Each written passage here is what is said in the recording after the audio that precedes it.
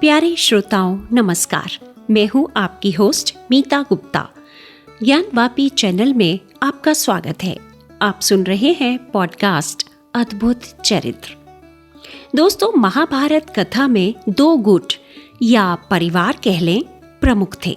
एक गुट कौरवों का था, दूसरा पांडवों का।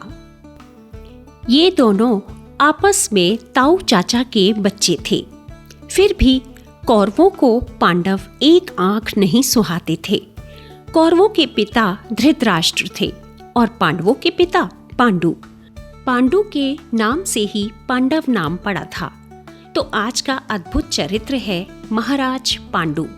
ये चरित्र विभिन्न पत्रिकाओं पर आधारित है। पांडु कुरु वंश के राजा थे। सत्यवती के पुत्र विचित्रवीर्य के पुत्र थे। उनकी माता का नाम अंबालिका था। विचित्रवीर्य के मृत्यु के बाद उनका कोई भी उत्तराधिकारी नहीं था। इसलिए सत्यवती ने अपने पहले पुत्र वेदव्यास को अंबालिका से पुत्र प्रदान करने को कहा। जब अंबालिका वेदव्यास के पास गई तो उनका काला और कुरूप रूप देखकर डर से पीली पड़ गई। बाद में वेदव्यास ने माता सत्यवती से कहा कि अंबालिका के जो पुत्र होगा वह पीलिया रोग से पीड़ित होगा, इसलिए उसका नाम पांडु पड़ गया।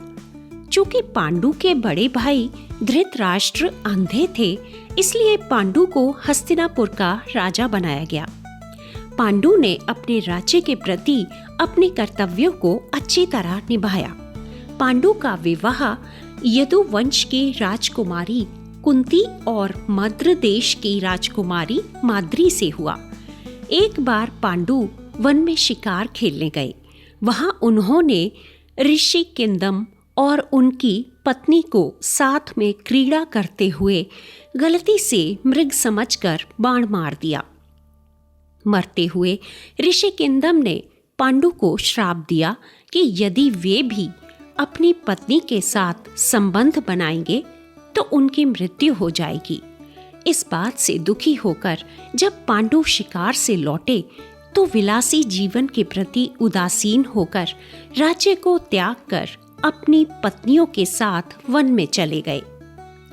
किंदम ऋषि के श्राप के कारण वे संतान उत्पन्न करने में असमर्थ हो गए थे।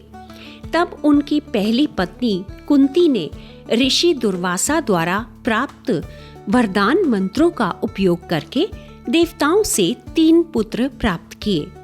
धर्मदेव से युधिष्ठिर, पवनदेव से भीम और इंद्रदेव से अर्जुन उत्पन्न हुए।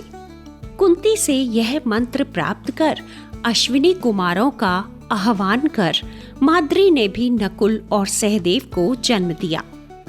एक दिन वनवास के दौरान पांडु अपनी पत्नी माद्री के साथ शारीरिक संबंध बनाने का प्रयास करते हैं तो ऋषि के श्राप के कारण उनकी मृत्यु हो जाती है। माद्री इस घटना के बाद स्वयं को दोषी मानते हुए सती हो जाती है। केवल कुंती बच्चों के लालन पालन के लिए जीवित रहती हैं। दोस्तों, पांडु के जीवन से हमें धर्म, कर्म और श्राप के प्रभाव का ज्ञान होता है। उनके पुत्र जो पांडव कहलाए महाभारत कथा के मुख्य नायक बने। पांडु का चरित्र हमें बलिदान, श्राप की पीड़ा और पारिवारिक मूल्यों का ज्ञान देता है।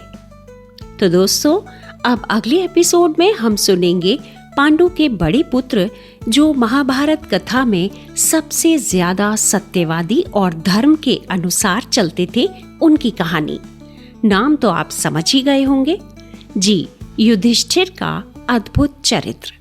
तो मिलते हैं अगले एपिसोड में। तब तक के लिए नमस्कार और पॉडकास्ट सुनने के लिए धन्यवाद।